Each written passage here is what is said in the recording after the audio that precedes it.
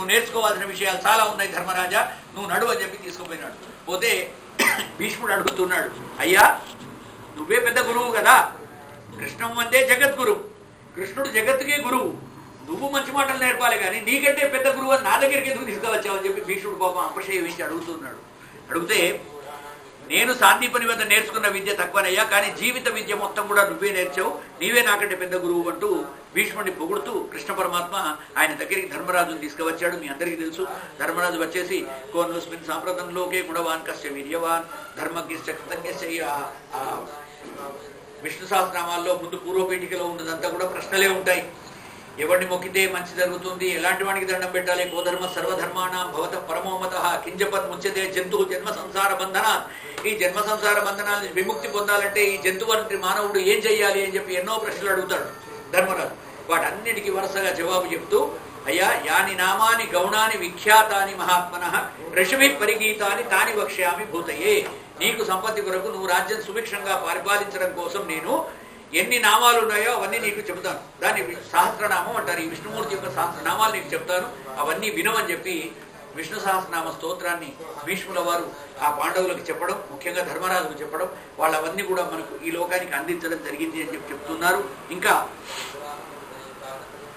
భీష్ముడి మాటలు విన్న తర్వాత సమస్త ఋషులు కూడా వింటూ ఉన్నప్పుడు ధర్మరహస్యాలన్నీ కూడా పితామహుణ్ణి అంటే భీష్మ పితామహుణ్ణి ధర్మరాజు అడిగాడు.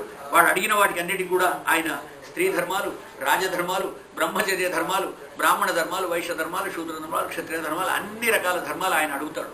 ఓ ధర్మ సర్వధర్మాణం భవత పరమోమత అని అడిగాడు కాబట్టి అన్ని ధర్మాలు కూడా చెబుతూ వస్తాడు. ముందర మనకు 9వ స్కందంలో మళ్ళీ ఇవన్నీ కూడా వస్తాయి.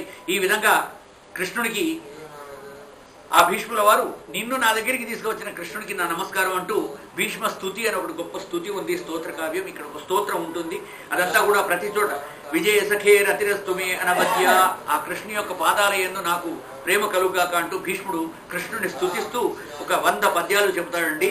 హృతవతి పార్థ సఖే రతిర్మమాస్తు, అలాంటి పార్థ సఖి పార్థునికి మిత్రుడైనటువంటి కృష్ణుడికి నా నమస్కారం. చరణరతి పరమస్య తస్యమేస్తు, ఆ కృష్ణు యొక్క పాదాలయందు నా యొక్క ప్రేమ ఉండుగాక. హరిరివ హంతుమిహం గతోత్తరీయ, ఎలా వచ్చాడు నా మీదికి, అయ్యా ధర్మరాజా యుద్ధం జరుగుతున్నప్పుడు నేను అస్త్రమే పట్టా అని చెప్పి ప్రమాణం చేసినటువంటి కృష్ణ పరమాత్మ ఒక్కసారి నేను విజృంభించడాన్ని చూచి తట్టుకోలేక ఈ భీష్ముడిని నేనే చంపుతా, ఈ అర్జునుడితో అయితలేదని చెప్పేసి ఒక్కసారి కుప్పించి ఆ రథంలోంచి దూకి కిందికి వచ్చేసి ఉత్తరీయం అలా జారిపోతుంటే కూడా చక్రాన్ని తీసుకొని నా వెంటబడి ఎలా ఒక సింహం ఎలాగైతే ఏనుగు పైన కుంభస్థలం పైన లంఘిస్తుందో అలాగా దూకి నా పైకి వచ్చాడు. అలాంటి కృష్ణ పరమాత్మ నాకు ఇప్పుడు కళ్ళల్లో కనిపిస్తున్నాడు, నా ముందరనే ఉన్నాడు, ఆయనకు నేను నమస్కరిస్తున్నానంటూ సభవతుమే హరినివ హంతుమిభం గతోత్తరీయ, ఉత్తరీయం పడిపోతుంటే కూడా నన్ను చంపడానికి వచ్చిన నా కృష్ణ పరమాత్మకు దండం పెడుతున్నాను. సభవతుమే భగవాన్ గతిర్ముకుంద, నా గతియే ఆ ముకుందుడంటూ దండం పెడుతున్నాడు. యామిహ నిరీక్ష హతాహ గతాహ స్వరూపం, ఆ రూపం నా కళ్ళల్లో ఇప్పటికీ ఉన్నది, ఆయన నన్ను చంపడానికి వచ్చేటువంటిది. చంపనన్నాడు, యుద్ధం శస్త్రం పట్టనన్నాడు, కానీ ఆయన చేత శస్త్రం పట్టించిన కీర్తి నాకే దక్కింది. ఆ శస్త్రాన్ని వాడకున్నా కానీ శస్త్రం మాత్రం ఆయన చేత పట్టించాను నేను అని చెప్పి ఆనందపడుతూ ఆ కృష్ణ పరమాత్మ పాదాలకు నమస్కరిస్తూ ఉన్నాడు. మమ దృష్టి గోచర ఏష ఆవిరాత్మ, ఎంతమందో ఋషులు తల కిందికి కాళ్ళు పైకి పెట్టి తపస్సు చేస్తే కూడా కనిపించినటువంటి ఆయన చరణాలు నా కళ్ళ ముందర కనిపిస్తున్నాయి. ఇవాళ నా ముందరికి కృష్ణ పరమాత్మ వచ్చాడు, అలాంటి కృష్ణుడికి నా నమస్కారం అంటూ విష్ణు సహస్రనామ స్తోత్రాన్ని చెబుతూ భీష్మ స్తవం అంటారు దీన్ని. భీష్ముడు చాలా గొప్పగా స్తోత్రం చేస్తున్నాడు కృష్ణ పరమాత్మను. మనకు సమయం కొంచెం తక్కువ కనుక మనం ఇలాంటివి స్తోత్రాలలో సారాంశం చెప్పుకొని ముందుకు వెళదాం. ఇక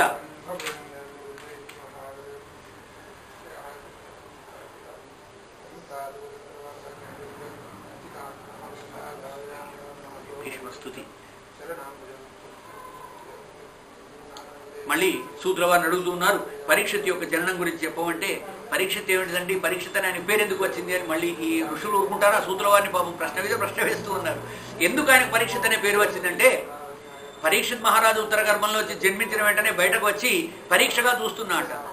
ఒకడెవడో చక్రం పట్టుకొని వచ్చి వస్త్ర శంఖచక్ర గదా పద్మాలతోటి హస్తుడై వచ్చి నన్ను అక్కడ రక్షించి నా ప్రాణాన్ని నిలబెట్టిన వాడెవరు ఈ మనుషులలో అని పరీక్షగా ఇలా చూశాడు.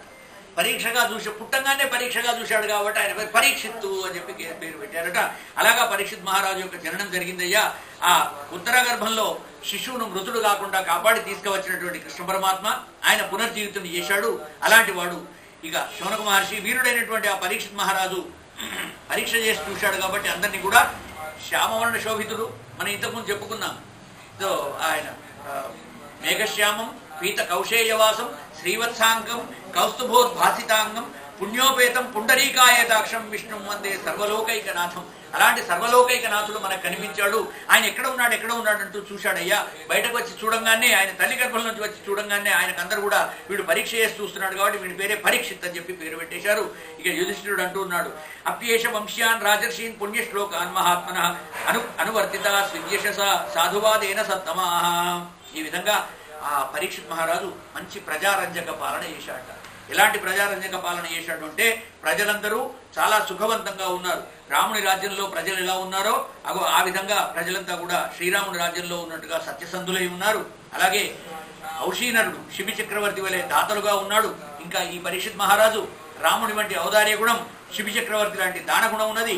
ఏషదాత శరణ్యస్య యథా హ్యౌషీనరి శిబి యశోవనీత స్వానాం దౌష్యంతిరివయజ్వనాం.